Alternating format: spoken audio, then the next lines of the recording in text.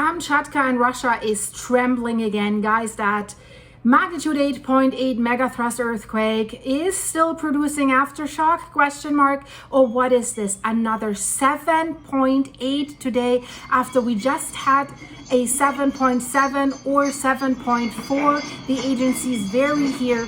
And right now today from Russia, the damage reports are already coming in from Petropavlovsk, Kamchatka, after this strong 7.8 earthquake. And it hit this city today. And multiple reports are coming in that people felt very heavy shaking, but they're also reported damage to concrete buildings that are coming in. And guys, don't forget, when we had the Megathrust earthquake, the 8.8, reports and satellite pictures confirmed that there was damage to the nuclear submarine base of Russia that is there. So the Pacific Ring of Fire, this is where this is located, is on fire with this region especially. So a tsunami advisory has been issued for Alaska. So right after this happened, just a few minutes ago, the city of St. Paul in Alaska has issued a tsunami warning, and they said if you are located in this coastal area, move off the beach and out of harbors and marinas.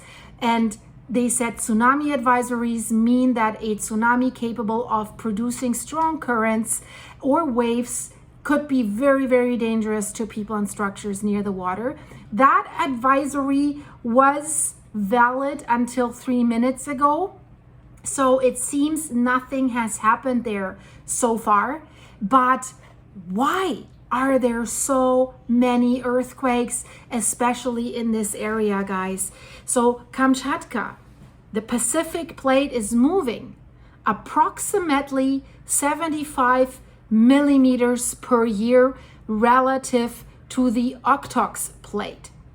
So how it is moving 75 millimeters, that is 3.17.43331 inches. And that number is very, very important. I get to that later. This is crucial.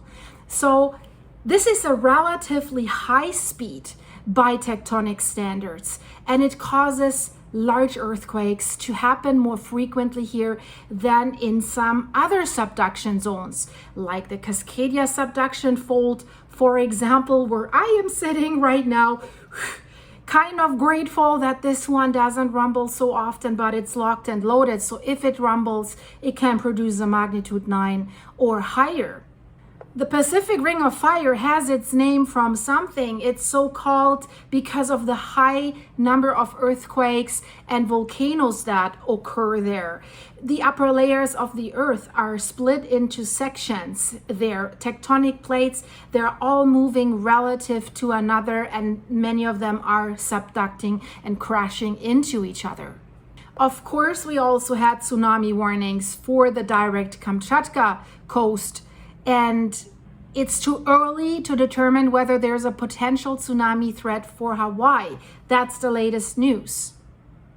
If there is a tsunami threat to Hawaii, the earliest estimated time the hazard might begin is 2:55 p.m. Thursday, September 18th. So hazardous tsunami waves are possible from this major 7.8 earthquake, and it was very close to the coast of Kamchatka. USGS is reporting it at a depth of 10 kilometers, 6.2 miles, but this is always the initial report of earthquakes, and then it gets adjusted. The EMSC is reporting it at a depth of 40 kilometers, that's 25 miles. That makes more sense in my opinion right now.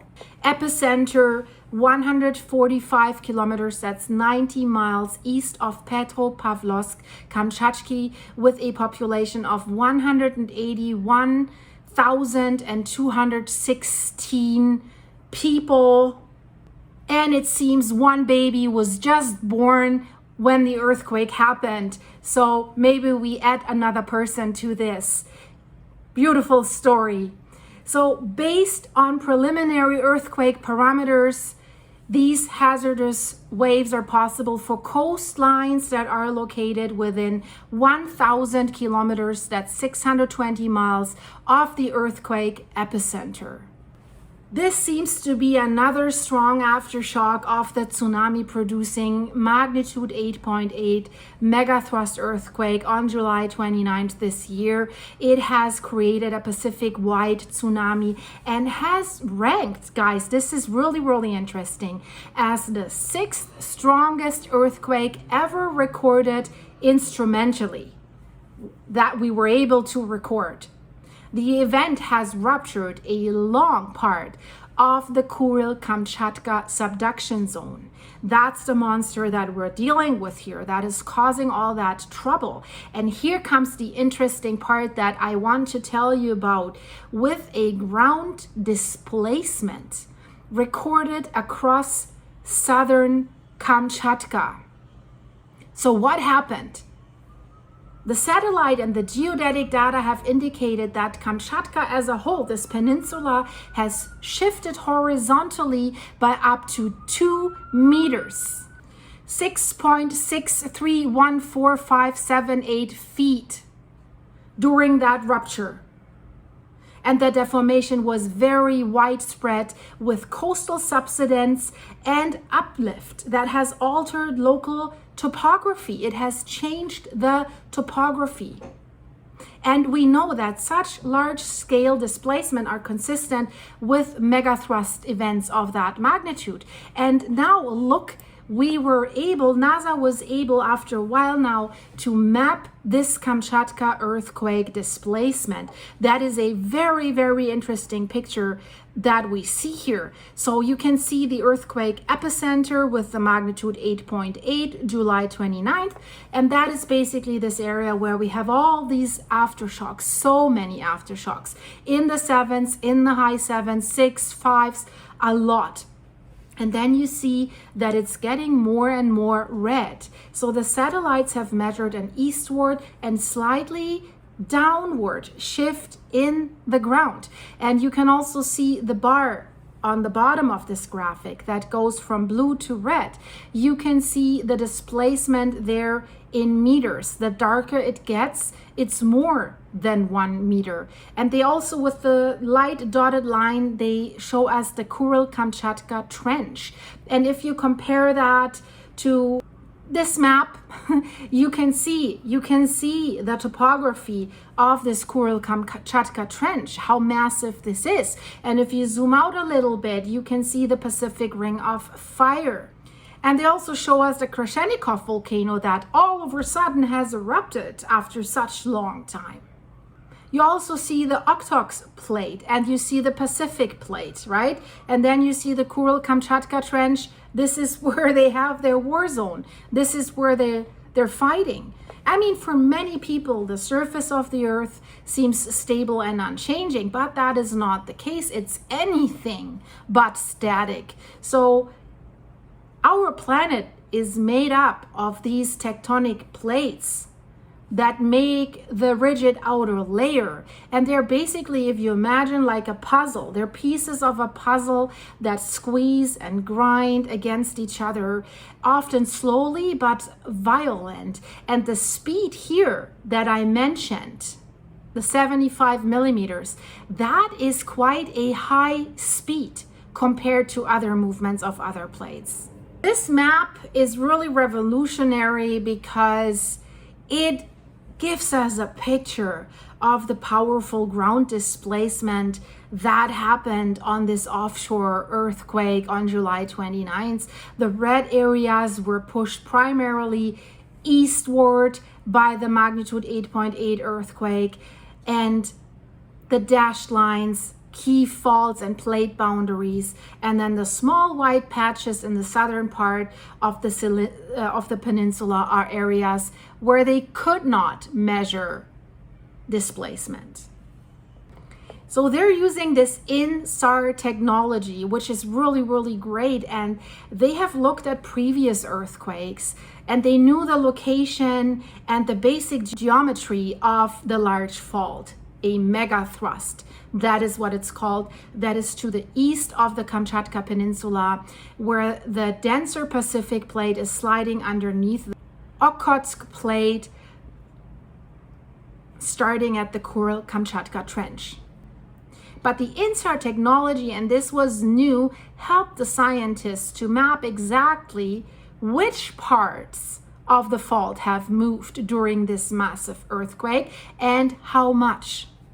And what they want us to know, and they say, hey, notice how little displacement was near the epicenter and how the largest displacements were to the southwest, more than 200 kilometers, 170.5 miles away, near the southern tip of the Kamchatka Peninsula. So the technique measured an eastward motion of the southernmost part of the peninsula of more than 1 meter, 3.123 feet, as well as a slight downward motion in the land surface. So this information can have some life-saving uses. And especially the USGS is using this. They're using it in conjunction with seismic and global navigation satellite data. They use the INSAR data in models, and then they define exactly where and how much a fault slips. That is information that is used in tsunami forecasting models. If you go into your bathtub, depending on how big you are, that makes the displacement of the water bigger or not so big, right? You need to know if that trench has moved or slipped or crushed, how much water is going to be displaced, how big is a potential tsunami going to be, and how far will it reach. So this is a developing story. I will keep you updated about this. If you want to support the channel, please check the link in the description. Fill me up with coffee, buymeacoffee.com/silky. Link is in the description. Hello to all my members. Thank you for being a member. If you want to become a member for interesting behind the scenes stuff, click the join button and I'll see you there. And thank you for your supers. Thanks for watching. Hype this video with this new hype button. That helps my channel. Like it and subscribe, of course. And click what's going on here in the end screen. I see you in a second. Thank you. Bye-bye.